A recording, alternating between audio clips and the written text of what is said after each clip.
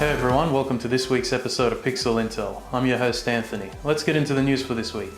So, if you've forgotten, Epic is suing Apple on the grounds that Apple's 30% tax on all apps on their App Store is anti-competition and is applied unfairly. Now that's the extremely truncated version. I'm not a lawyer, so I can't really go into too much detail because I'm an idiot. Anyway, I'm not here to talk about the legal loopholes and whatnot. What I do want to shine a light on is a bunch of internal documents that are now out in the public eye because of the legal proceedings in this court case. There is actually a lot here, so I'm just going to skim through them. Between 2018 and 2019, Fortnite made over $9 billion US. That's a lot of Vbucks, man. Which I did the math, that's 1.275 trillion Vbucks. That's a thing you know now.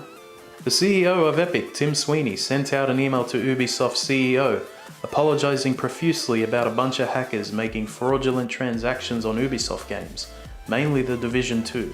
Epic dropped some serious cash on those free Epic Store games they were giving away.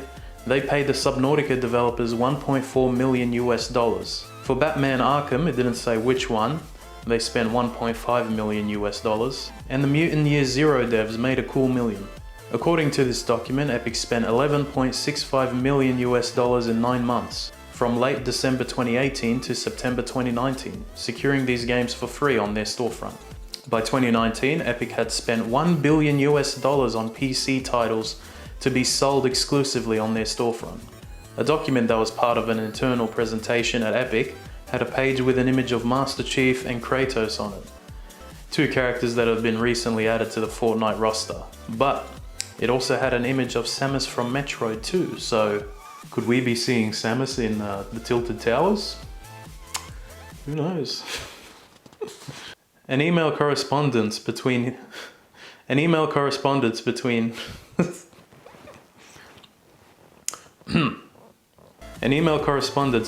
of Xbox Phil Spencer and Epic's Tim Sweeney back in April of last year revealed that they were discussing subscription-free multiplayer from a while back. That's playing free-to-play online games without Xbox Live, which was something that was only recently announced to the public about 2 months back. The email also stated that Phil Spencer still hasn't given up on the idea of bringing xCloud to other consoles. A report from Microsoft that, mind you, was heavily redacted, gave an estimate on just how much money Tencent makes. Tencent is the juggernaut company from China that has been growing at a rapid rate and has a stake in several video game companies. So what the report deduced is that Tencent makes more money in gaming than EA, Nintendo and Activision combined. The Verge picked this one out, but at one point Microsoft planned to reduce its cut of all PC and Xbox digital sales from 30% to 12% sometime in 2021, which is honestly a massive reduction compared to other storefronts. The Verge reached out to Microsoft to get them to confirm, but they've refused to comment. Okay, enough of that business and legal mumbo jumbo. This week, Xbox released an FPS Boost for its next-gen consoles. 74 games from the Xbox One will now have their frame rates doubled. If a game ran at 30 FPS, it now runs at 60 FPS. If it ran at 60 FPS, it now runs at 120 FPS. Some of the games on this list include Fallout 4, Halo Wars 2, and Battlefield 5.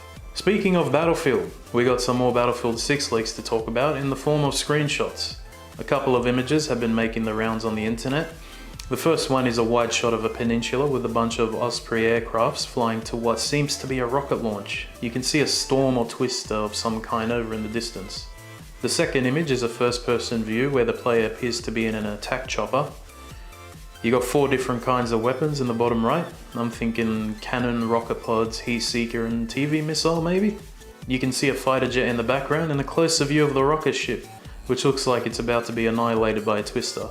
This sort of all lines up with last month's leak by Tom Henderson, where he said the new Battlefield will have natural disasters and whatnot. Not too much point in speculating, but it seems clear the next Battlefield is taking place in the present, with some near-future gadgets sprinkled in there.